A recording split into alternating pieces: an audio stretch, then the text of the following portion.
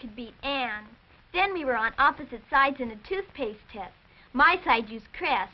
Ann's side used the same toothpaste, but without Floristan.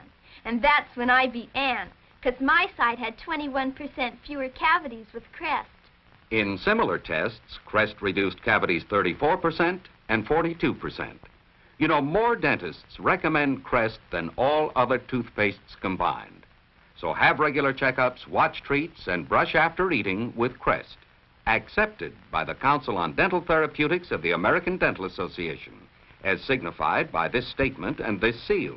Nice shooting, Ann. Remember, the only toothpaste with over 12 years of tests that prove it reduces cavities is Crest.